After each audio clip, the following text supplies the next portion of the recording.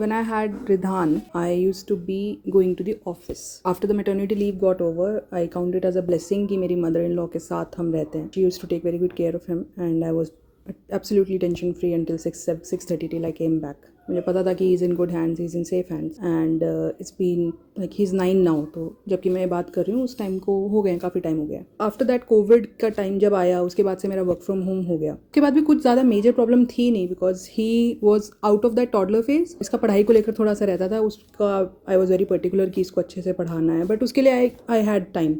But when I had my little one, उसके बाद मुझे एक्चुअली समझ आया कि क्यों स्टे एट होम मदर्स या फुल टाइम जो वर्किंग नहीं होती हैं उन मदर्स के लिए क्यों कहा जाता है कि raising a kid alone is actually difficult. I still live with my mother in law but she is now aged, तो उनसे ज़्यादा इसको नहीं हैंडल होता है छोटा वाला. She can't hold him for a long period of time, she can't pick him up, she can't run behind him. तो वो इशू है. मेरे भी कॉल्स होते हैं because as I move from one position to another मेरी responsibilities भी बढ़ गई और वर्किंग आवर्स भी थोड़े से घर पे होने की वजह से कभी कभी फिक्स नहीं होते हैं. तो वो इशू मेनली रहता है कि कई बार ऐसा होता है कि मैं कॉल पे हूँ, मेरी मीटिंग्स चल रही हैं, बट इसको संभालने के लिए कोई भी नहीं है घर पे. My mother in law is out in the market, इसके पापा ऑफिस गए हैं. My brother in law is also working, but as you can see right now I can't even give an interview without him coming. इस time पे ऐसी service की मुझे requirement लगी कि not always like I am not that kind of a mother जो चाहे कि उसका बच्चा एक गवर्नेंस ही पाले. इट्स नॉट अबाउट कि आप अफोर्ड कर सकते हो या नहीं कर सकते, but I don't have those values कि बच्चा कोई और पाले.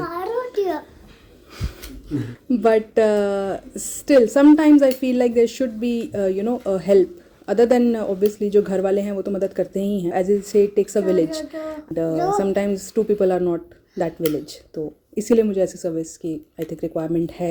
I had a very important meeting today, something that I needed 100% focus and I could not actually afford any kind of disturbances in that meeting. Career defining meeting for me. Coincidentally आज ही के दिन nobody was available. ना इसके पापा घर पे थे, ना इसकी दादी घर पे थी, ना इसके चाचू अवेलेबल थे. I just had to find out something, some way कि मैं मीटिंग कर सकूँ बिना इसके. And meeting the timing of the meeting वो सच कि ये सो नहीं रहा होता उस टाइम पे. नैप टाइम ऑलरेडी ओवर हो चुका था.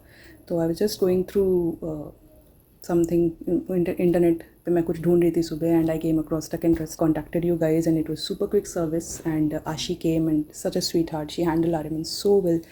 I was able to focus for my meeting and for a change I did not have to worry about anything. Like I knew that Aryaman was well taken care of, he was in good hands and बीच में जाके मैं देख भी रही थी दूर से, तो they were playing around very happily. For a change मैंने आज पूरे फोकस के साथ काम किया, चाहे 2 घंटे ही किया लेकिन पूरे फोकस के साथ काम किया and I loved it. I actually love the service and I think it is what is needed. You know, सब बड़े बड़े सॉल्यूशंस बड़ी बड़ी प्रॉब्लम्स को ढूंढ लेते हैं, छोटे छोटे सॉल्यूशंस भी चाहिए होते हैं.